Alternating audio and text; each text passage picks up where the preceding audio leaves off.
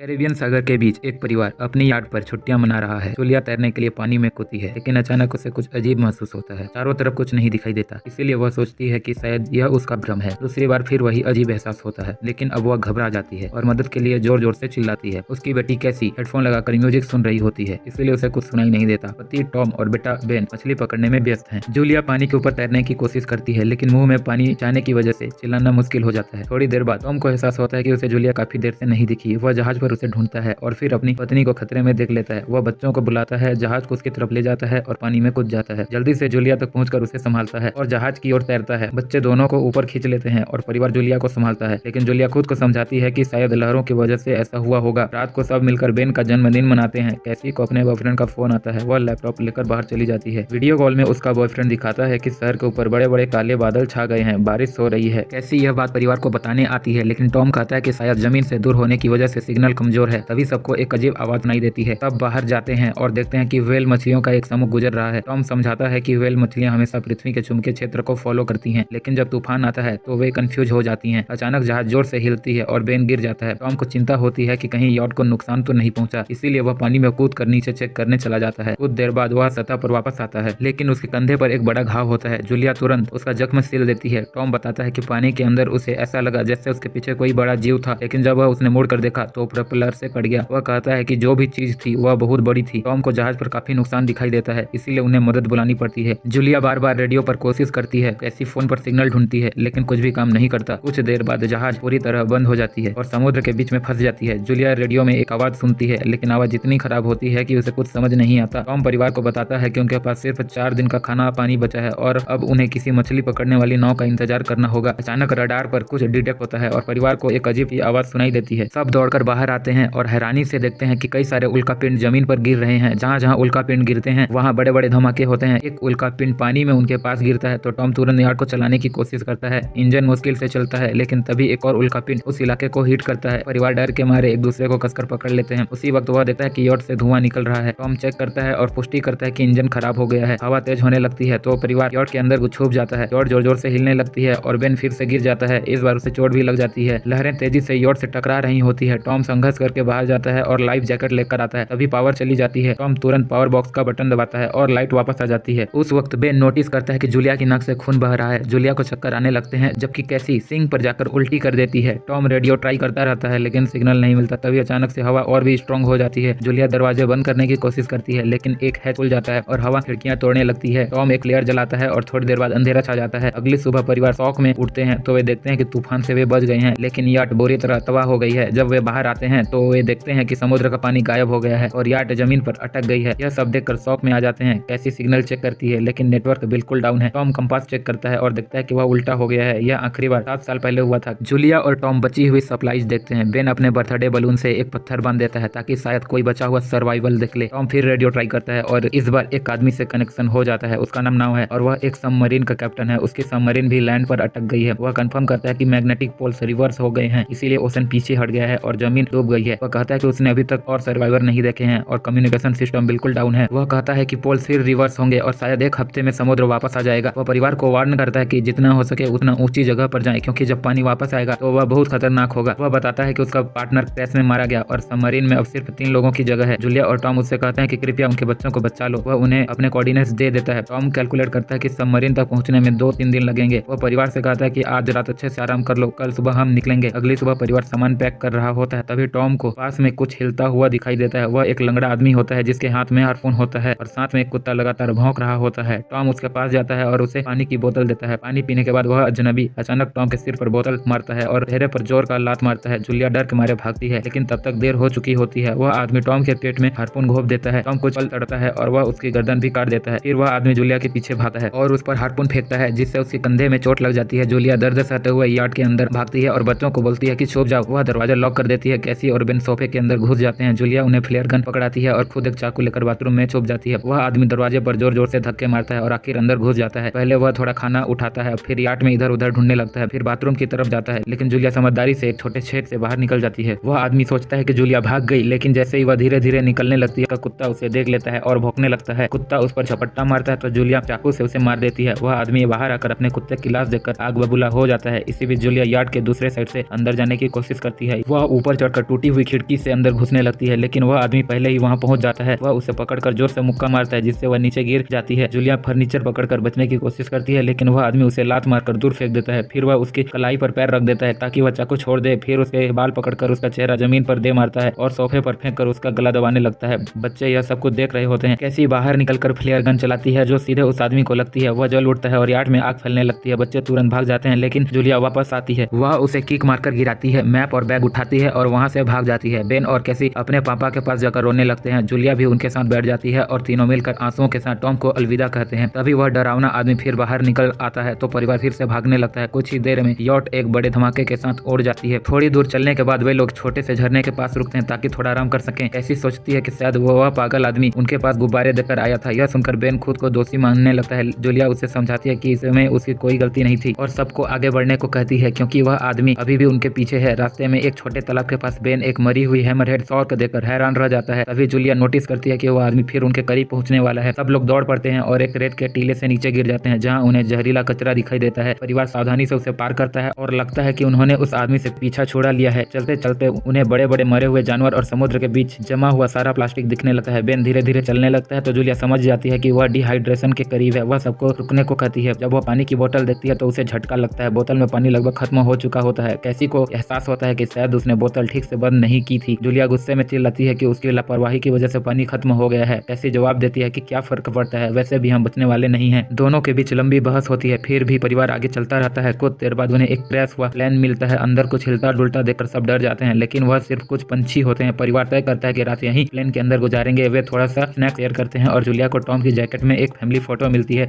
जिसे देखकर उसका दिल टूट जाता है। कैसी पूछती है कि मम्मी आप और पापा की लव स्टोरी क्या थी। जूलिया मुस्कुरा कर बताती है कि टॉम हॉस्पिटल में उसका पेशेंट था। फिर एक दिन उसने फूल और एक प्यारी सी कविता देखकर अपना प्यार जताया था। रात के बीच कैसी प्लेन से बाहर जाती है। तभी वह आदमी उसे पीछे से पकड़ने की कोशिश करता है, लेकिन जूलिया अचानक पीछे से उस पर टूट पड़ती है और बार बार चाकू से वार करके उसे मार देती है। ऐसी अपनी माँ को गले लगाकर शांत करती है। अगली सुबह उस आदमी की लाश पर कीड़े मकोड़े बैठे होते हैं। परिवार नोटिस करता है कि उसके शरीर पर कई काटने के निशान है, मतलब इस इलाके में कोई खतरनाक जीव छिपा हुआ है। जैसे ही वे वहाँ से निकलते हैं केकड़े उसके मुंह से बाहर निकलते हैं। कुछ घंटों बाद जूलिया और कैसी मैप देख रही होती है, लेकिन बेन धीरे धीरे आगे निकल जाता है। जूलिया चिल्लाती है रुक जाओ, लेकिन बेन एक तालाब में झुककर पानी पीने लगता है। जूलिया तुरंत उसे खींचकर बाहर निकालती है और समझाती है कि अनजान पानी उसे बीमार कर सकता है। धूप बहुत तेज हो जाती है तो परिवार अपने सिर कपड़ों से ढक लेता है। बेन को चक्कर आने लगते हैं। तभी उन्हें कुछ पुरानी कुर्सियां मिलती है और जूलिया अब कैसी और बेन से एक टेम्परेरी शेल्टर बना लेती है। जूलिया बेन को इंजेक्शन लगाती है और तय करती है कि रात यहीं बिताएंगे। अगली सुबह जूलिया एक अजीब सी आवाज सुनकर उठती है। बाहर जाकर देखती है तो केकड़ों का एक बड़ा झुंड उनकी तरफ आ रहा होता है। वह तुरंत बच्चों को उठाती है और तीनों भागना शुरू कर देते हैं। भागते भागते उन्हें एक बड़ा कार्गो शिप दिखाई देता है। वहाँ 3 क्रू मेंबर जिंदा होते हैं। एक औरत उनकी मदद करना चाहती है, लेकिन बाकी 2 आदमी मना कर देते हैं। तीनों परिवार को बाहर छोड़कर कंटेनर लॉक कर देते हैं। केकड़े पास आ जाते हैं। जूलिया बच्चों को कंटेनर के ऊपर चढ़ाती है। जब वह खुद चढ़ने लगती है तो केकड़े उसके पैर को जोर से काट लेते हैं। बच्चे उससे खींचकर ऊपर चढ़ाते हैं, नहीं तो वह नीचे गिर जाती। कंटेनर के एक छेद से आधे केकड़े अंदर घुस जाते हैं। क्रू मेंबर फायरिंग शुरू करते हैं, लेकिन केकड़े उन पर हावी हो जाते हैं और दोनों को मार डालते हैं। आखिर वह आदमी छत के होल तक पहुंचता है, लेकिन केकड़े उसे भी नीचे खींच लेते हैं और वह भी मर जाता है। जूलिया अपने जख्म पर पट्टी बांधती है और बेहोश हो जाती है। कुछ देर बाद जब वह उठती है तो खुद को रेत के तूफान के बीच अकेली पाती है। वह घबराकर बच्चों को ढूंढने लगती है। एक मरी हुई औरत का हथियार उठाती है और जोर जोर से चिल्लाती है। कैसी उसकी आवाज सुनकर लौट आती है और बताती है कि वह और बेन मदद ढूंढने गए थे, लेकिन कोई नहीं मिला। फिर दोनों बेन से मिलते हैं, जिसे एक खुला कंटेनर मिलता है जहां वे तूफान खत्म होने तक रुक सकते हैं। जूलिया टॉम का लाइटर निकालती है और अपने जख्म को जलाकर बंद कर देती है, जो बेहद दर्दनाक होता है। तूफान थमने के बाद उन्हें एक और कंटेनर मिलता है जिसमें बहुत सारी पानी की बोतलें होती है। बॉडी चेक करते वक्त उन्हें एक रेडियो और गन भी मिलती है। जूलिया नाव से संपर्क करती है और बताती है कि मैप हो गया है। नाव बताता है कि उन पर आर्थ्रोपोड ने हमला किया था। अब वह इसके जीव हैं जो ऑक्सीजन की वजह से पूरी तरह पागल हो चुके हैं। अब नाव परिवार को जल्दी करने को बोलता है क्योंकि उसके इंस्ट्रूमेंट ने कैलकुलेट किया है कि समुद्र उम्मीद से ज्यादा जल्दी वापस आएगा। उनके पास सिर्फ कुछ घंटे बचे हैं। अब वह एक फ्लेयर शूट करता है और परिवार उस दिशा में चलना शुरू कर देता है। लंबी वॉक के बाद आखिरकार सबमरीन दिख जाता है, लेकिन वहां पहुंचने के लिए उन्हें एक बड़ा चट्टानी रास्ता पार करना होगा। जैसे ही वे रास्ते से गुजरते हैं दीवारें हिलने लगती है और पत्थर गिरने लगते हैं, जिससे एक भयानक रॉक स्लाइड हो जाती है। जूलिया तुरंत अपने बच्चों को एक तरफ धक्का देती है और खुद भी पीछे हट जाती है ताकि कुचली न जाए। अब एक पत्थर की दीवार उनके बीच आ जाती है। जूलिया बच्चों से कहती है कि वे बिना उसके आगे बढ़ जाएं,